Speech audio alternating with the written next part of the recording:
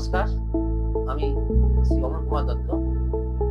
আমার স্ত্রী শ্রীমতী মধুমিতা দত্ত, আমার কন্যা শ্রীমতী বিশাখী কর এবং আমার পুত্র শ্রী অর্কপ্রভ দত্ত। আমি ডিএসপি সেলে সার্ভিস করতাম, এডুকেশন ডিপার্টমেন্টে।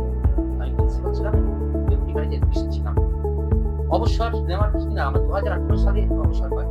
অবসর নেওয়ার ওই 2-3 বছর আগে আমি তখন মানুষের জীবনে তো অনেক কিছুই চাওয়ার থেকে পাওয়ার থেকে শেষ জীবনে সে একটাই আমার চাওয়ার ছিল, পাওয়ার বাকি ছিল সেটা হচ্ছে একটা স্বপ্নের রাস্তা, মাথা গোজার ঠাঁই। খুব খুঁজছিলাম, বুঝতে একটা অ্যাডভার্টাইজমেন্ট পেলাম আন্দোলনে। বিকেল বেলায় আমি অফিস থেকে লাঞ্চে এসে অ্যাডভার্টাইজমেন্ট দেখি, সঙ্গে সঙ্গে আমি ফোন করলাম সিটি বিল্ডারের প্রধান, তাকে পেলাম। তিনি বললেন আসুন। আমি গেলাম, সব ঘটনা বললাম। এবার আমি আপনাকে স্বপ্নের বাড়ি দেব এবং সব দায় দায়িত্ব নিয়ে কথা দিচ্ছি যে যেমনটি আমি বলবো আর আপনার চাওয়া যেমনটি থাকবে ঠিক তেমনটি আপনি পাবেন, যাতে আপনার স্বপ্ন পূরণ হয়। সব মানুষের একটা স্বাদ থাকে, সেই স্বাদ পূরণের জন্য এগিয়ে এলো এই আমাদের city builders, media city builders. বিশ্বরাম তিনখানা জায়গা আমাকে দিল এবং প্ল্যান, ডিজাইন, সব দায় দায়িত্ব এই এবং তারা কাজ শুরু করলো 2018 সালে অক্টোবর মাসে, সেপ্টেম্বর অক্টোবর মাসে স্টার্ট হলো কাজ। এবং তারপর থেকে করতে থাকলো। আমি অবসর নিলাম। অবসরের পর মাঝে মাঝে আসতাম, কিন্তু আমার আসার দরকার হতো না। বলে দিতাম যে এইভাবে করতে হবে, কিভাবে প্ল্যান সম্পূর্ণ তার প্ল্যান, তারই নিজস্ব প্ল্যান। আমার কোনো মাথা গলানোর ব্যাপার ছিল না।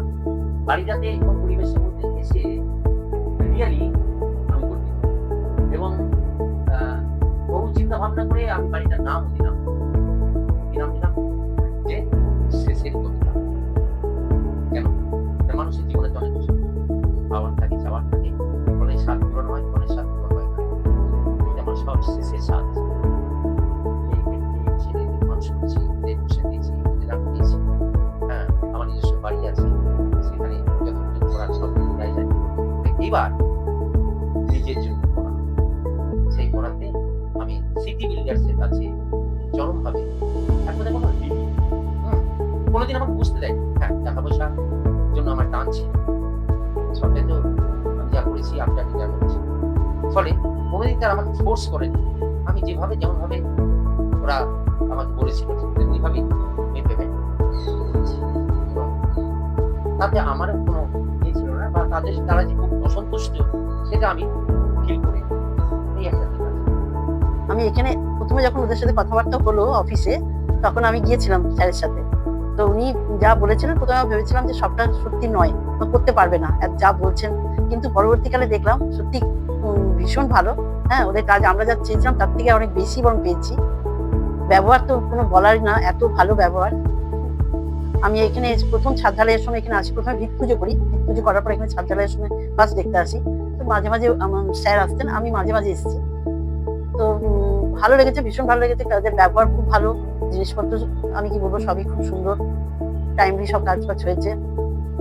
এখানে এসে আমি খুব শান্তিতে আছি। আমরা এখানে একটা সোসাইটি গড়ে উঠেছে, সবার সাথে পরিবেশে খুব ভালো মিলমিশটা হয়েছে। আমরা একসাথে পুজো করি, একসাথে সবাই একটা ভীষণ একসাথে ফ্রেন্ডশিপ ডে পালন করি, আমরা মাদার্স ডে পালন করি, আমরা 31 ডিসেম্বর পালন করি। সব বন্ধুদের সবাই এখানে একটা বেশ ফ্যামিলির মতো থাকি।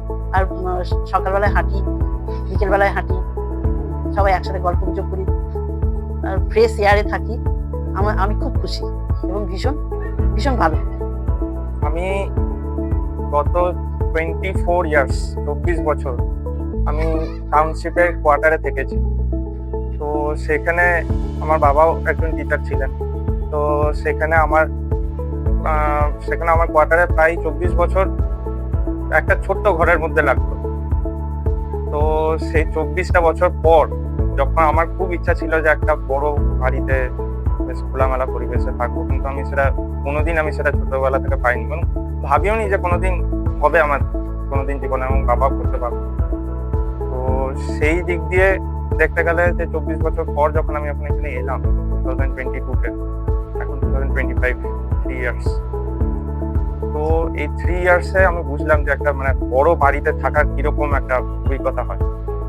এবং আমার বাবা একজন টিচার ন্যাচারালি, তো খুব কষ্টে আমাদের সংসার যেরকম চলতো সেরকমই চলেছে, মধ্যবিত্ত মানুষের যেরকম চলে। আমার স্কুল, দিদি কলেজ, এভরিথিং। তো আজকে যে এত বছর 24টা বছর এরকম একটা ছোট বাড়িতে কাটানোর পর যখন একটা বড় বাড়িতে আসি, এই যে আনন্দ, এই যে এই খোলা এরিয়াতে, এই এরিয়াটাতে আমি এত মানে এরকম পিসফুল, এরকম ওপেন মাইন্ডেড আমি কখনো ভাবিনি। কখনো আমার সাথে এরকম হয়নি, আর আমি কখনো ভাবিনি যে এত বড় বাড়ি পাবো। একটা জাস্ট ড্রিম হাউস বলে সেই রকম। তো আমি কোনোদিন এইরকম বাড়ি পাবো আমি কোনোদিন ভাবিনি। তো সেটার জন্য আমি মাই ডিয়ার সিটি বিল্ডার্স এর কাছে সত্যি খুব মানে